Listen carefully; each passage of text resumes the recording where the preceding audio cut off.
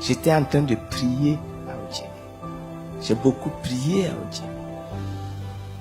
Et j'ai demandé au Seigneur, mais regarde ce qui nous est arrivé là. Est-ce que c'est normal ça? Quand même, nous sommes tes enfants. Nous là, nous prions tous les jours. Nous proclamons tous les jours ta grandeur. Et puis regarde ce qui nous est arrivé. Regarde toute cette humiliation par laquelle nous sommes passés. Regarde toute cette souffrance. Regarde ce peuple même de Côte d'Ivoire. Le prix qu'il est en train de payer aujourd'hui. Toutes ces morts. Et puis, ces gens-là qui sont des rebelles, ils arrivent et puis c'est eux qui gagnent. Alors que toi, tu dis que les rebelles, que les rebelles vont être vaincus.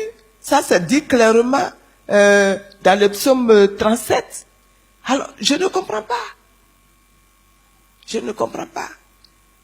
Alors, évidemment, quand c'est comme ça qu'on prie, on demande au Seigneur, viens à mon secours, viens me venger, taillader, tous les rebelles là, taillader. Vous n'avez pas prié comme ça? À la vérité, hein? Entre nous. On n'a qu'à dire la vérité. Hein? C'est qui n'a pas prié comme ça? Celui-là, il n'a qu'à lever la main, celui qui n'a pas prié comme ça là. Vous continuez même. Vous voyez. Alors, je priais comme ça, et puis Dieu me dit, arrête. Ce jour-là, c'était un après-midi. Je priais, et puis je marchais dans la cour, autour des arbres. Et puis, j'entends, vraiment, c'est devenu un dialogue entre moi et puis mon Dieu. Il me dit, toi-même, d'après toi, je suis qui? Il dit, mais tu es le Dieu. C'est toi qui as créé toute la terre, le ciel, les étoiles, les nuages, la mer. Il dit, d'accord. Donc je suis le Père créateur. Donc je suis votre Père. Mais tu es notre Père. Il dit, bon, donc toi je suis ton Père. Il dit, oui, tu es mon Père. Babo Laurent, je suis son Père. Oui. Alors, vous tous les militants du FPI là, je suis votre Père. J'ai dit oui, mais c'est toi qui nous as créés. D'accord. Donc tous les Ivoiriens là, je suis aussi leur Père. J'ai dit oui, donc maintenant je commence à sentir où il va. Hein. Il dit oui, il dit d'accord. Donc les rebelles là, je suis aussi leur Père. J'ai dit, oui.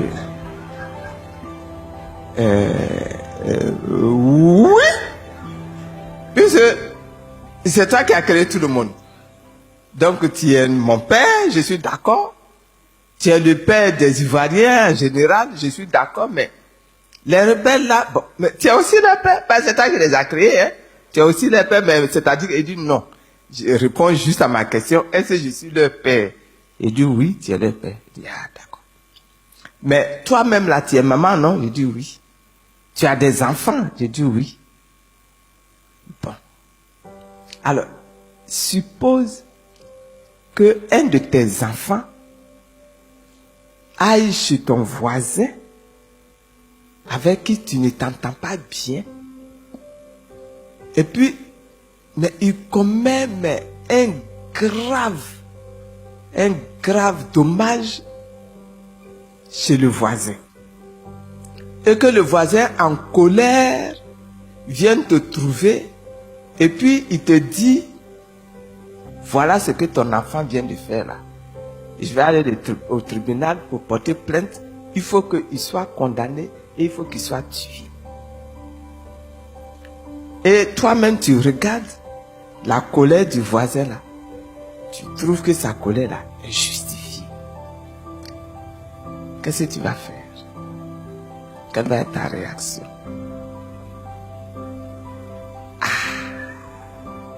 Je lui ai dit, mais je vais même me jeter à ses pieds pour demander pardon. Il dit, ah bon? Alors, si ton enfant fait quelque chose de mauvais, quelque part, tu vas demander pardon au monsieur à qui on a commis des dommages. J'ai dit oui, mais c'est mon enfant. Il veut aller au tribunal pour le faire arrêter. Mais tout ce que moi je peux faire, c'est de supplier, lui demander pardon pour qu'on arrange ça entre nous et que ça n'aille pas au tribunal. Il dit, ah, d'accord. Toi qui es un humain, tu sais que quand ton enfant fait quelque chose de mauvais là, tu demandes pardon. Alors, représente-toi, moi. Moi, je suis le papa des rebelles. Quand tu pries, on n'a qu'à taillader là. Tu es en train de me demander donc de tuer mes enfants pour le dommage qu'ils t'ont commis. C'est pas ça? Donc, c'est pas ce que nous faisons. Quand nous demandons à Dieu de nous venger et de tuer nos ennemis là, nous sommes en train de lui demander à lui, Dieu, le Père de ces personnes-là, parce que on est d'accord qu'il est le Père. Hein? Nous sommes en train de lui demander à lui, Dieu, le Père là, de tuer ses propres enfants. Alors que nous-mêmes là, nous allons demander pardon pour que nos propres enfants ne soient pas tués. Il dit, est-ce que vous voyez ce que vous faites? Est-ce que vous comprenez dans quelle douleur, vous les humains, vous me mettez? Moi, j'ai créé mes enfants. Il y en a qui savent marcher dans mes voies. Donc ceux-là, ils me rendent heureux. Mais il y en a qui sont sortis de mes voies, qui ne savent plus marcher dans mes voies, qui ne me reconnaissent même pas, qui ne m'entendent même plus, qui ne me voient même plus. Et je suis assis, moi, et je pleure mes enfants qui sont perdus parce que je n'arrive pas à les rejoindre. Et vous qui êtes sur terre avec eux, qui connaissez mes voies, au lieu de venir m'aider à sortir mes enfants de la détresse, à sortir mes enfants de la perdition, vous venez et tout ce que vous savez faire, c'est tourner le couteau dans ma plaie, dans mes douleurs, pour me dire, tuez.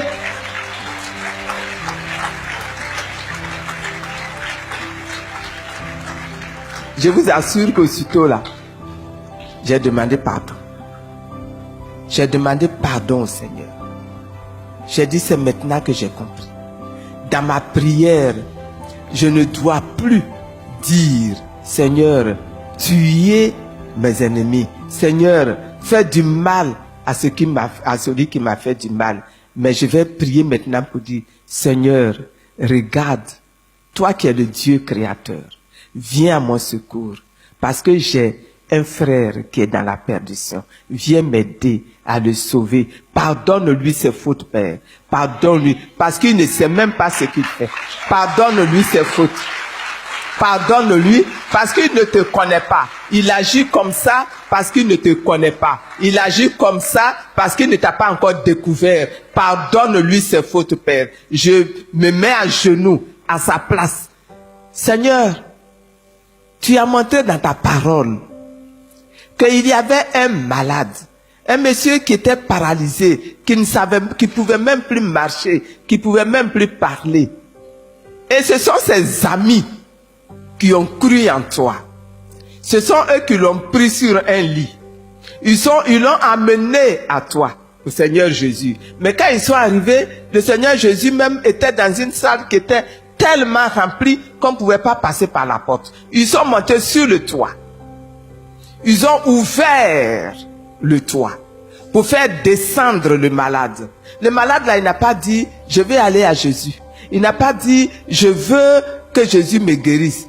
Peut-être que lui là, il connaissait même pas Jésus. Mais ce que Jésus a regardé, c'est la foi de ces 4 amis qui sont descendus, qui ont descendu le paralytique jusqu'à ses pieds. Ils se sont débattus pour enlever tout ce qu'il y avait sur le toit là, pour que leurs amis soient sauvés. Seigneur, c'est ce que tu nous demandes de faire. Désormais, je prie pour que tous ceux-là, tous ces rebelles-là, Seigneur, sauve-les. Si tu les sauves, c'est ton nom qui va être élevé. Si tu les sauves, c'est ton nom qui va être honoré. Si tu les sauves, c'est ton nom qui va te célébrer dans notre Côte d'Ivoire. Et ma prière a changé. Depuis ce jour-là, ma prière a changé. Et je vous engage à changer votre prière. Parce que notre Dieu là, il sauve. Et il entend. Et il enseigne. Que Dieu vous bénisse.